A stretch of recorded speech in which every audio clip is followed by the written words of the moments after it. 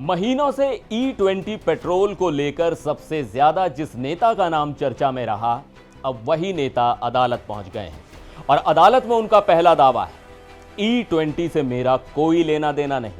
आखिर Bombay high court में दायर अपनी याचिका में उन्होंने ऐसा क्यों कहा, आइए समझते हैं। नमस्कार, मैं हूं सिद्धार्थ प्रकाश। पिछले कुछ महीनों से अगर आपने सोशल मीडिया देखा हो तो E20 पेट्रोल को लेकर सबसे ज्यादा जिस नेता का नाम चर्चा में रहा है वो हैं केंद्रीय सड़क परिवहन मंत्री नितिन गडकरी। कई पोस्ट, मीम्स और वीडियो में दावा किया गया कि E20 पेट्रोल की वजह से गाड़ियों को नुकसान हो रहा है और इसके लिए सीधे सीधे गडकरी जिम्मेदार है। लेकिन अब नितिन गडकरी खुद अदालत पहुंच गए हैं। उन्होंने बॉम्बे हाई कोर्ट में एक सिविल सूट दायर किया है।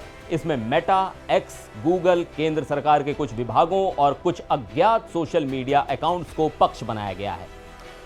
उनकी मांग है कि उनके खिलाफ चल रहे कथित फर्जी AI से बने और मानहानिकारक कंटेंट को हटाया जाए। लेकिन सबसे दिलचस्प बात यह है कि इस याचिका में गडकरी ने E20 को लेकर क्या क्या कहा है, क्योंकि यही इस पूरे मामले का सबसे अहम हिस्सा है। गडकरी का सबसे बड़ा तर्क यही है कि E20 कार्यक्रम को उन्होंने न तो बनाया, न लागू किया और न ही उसके लिए वो जिम्मेदार है। याचिका के मुताबिक भारत में एथेनॉल ब्लेंडिंग प्रोग्राम यानी EBP की शुरुआत साल 2003 में हुई थी। इसका उद्देश्य था कच्चे तेल के आयात पर निर्भरता कम करना, ऊर्जा सुरक्षा बढ़ाना और घरेलू स्तर पर बनने वाले बायोफ्यूल को बढ़ावा देना। इसके बाद चरणबद्ध तरीके से एथेनॉल की मात्रा बढ़ाई गई और आखिरकार E20 यानी 20% एथेनॉल और 80% पेट्रोल के लक्ष्य तक पहुंचा गया। गडकरी का कहना है कि यह पूरी नीति पेट्रोलियम और प्राकृतिक गैस मंत्रालय यानी ministry of petroleum and natural gas के तहत बनाई गई और लागू की गई। उनका मंत्रालय यानी सड़क परिवहन और राजमार्ग मंत्रालय इससे अलग है, इसलिए उन्हें इस नीति का जिम्मेदार बताना तथ्यात्मक रूप से गलत है। गडकरी ने अदालत में कहा है कि वो कभी भी पेट्रोलियम मंत्रालय के मंत्री नहीं रहे।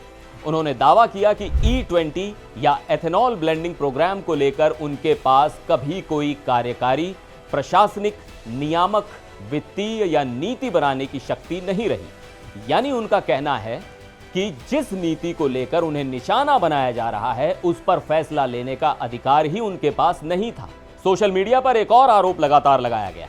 आरोप यह कि गडकरी के बेटे निखिल गडकरी की कंपनी एथेनॉल कारोबार से जुड़ी है और इसलिए परिवार को E20 नीति से आर्थिक फायदा हुआ। गडकरी ने इन आरोपों को भी पूरी तरह खारिज किया है।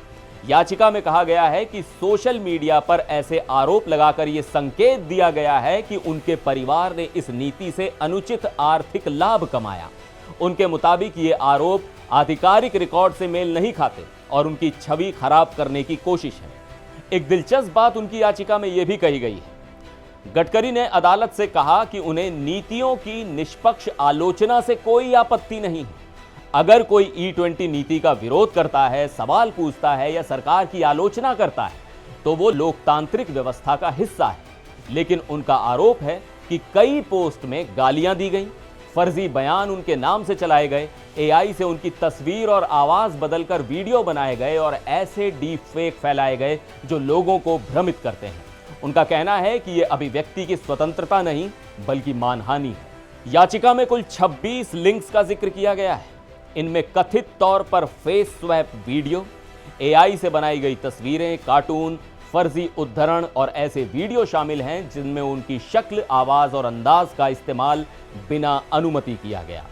गडकरी का दावा है कि इससे उनके व्यक्तित्व और प्रतिष्ठा को नुकसान पहुंचा है। उन्होंने अदालत से ऐसे कंटेंट हटाने के आदेश की मांग की है।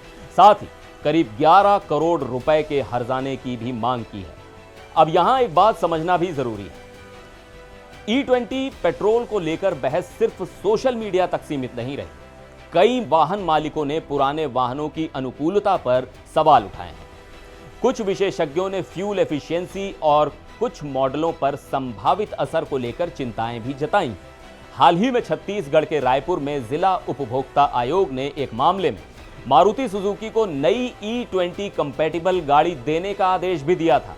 शिकायतकर्ता का आरोप था कि E20 इस्तेमाल करने के बाद उनकी कार में दिक्कत आई। हालांकि यह मामला विशेष तथ्यों पर आधारित था और इसे सभी वाहनों पर लागू निष्कर्ष नहीं माना जा सकता। यही वजह है कि E20 पर बहस अभी भी जारी है। लेकिन इस समय अदालत के सामने असली सवाल E20 नीति नहीं, बल्कि यह है कि क्या सोशल मीडिया पर वायरल किया गया कंटेंट राजनीतिक आलोचना की सीमा में आता है या फिर वो मानहानि और डीप फेक की श्रेणी में आता है। इस मामले की सुनवाई बॉम्बे हाई कोर्ट में जस्टिस आरिफ डॉक्टर की अदालत में होनी है। अब देखना होगा कि अदालत सोशल मीडिया प्लेटफॉर्म्स और कथित फर्जी कंटेंट को लेकर क्या रुख अपनाती है। अब आप बताइए, अगर किसी नीति पर सवाल उठाने हो तो उसकी जिम्मेदारी तय करने का सही तरीका क्या होना चाहिए और AI से बने कथित डीप फेक पर कानून कितना सख्त होना चाहिए।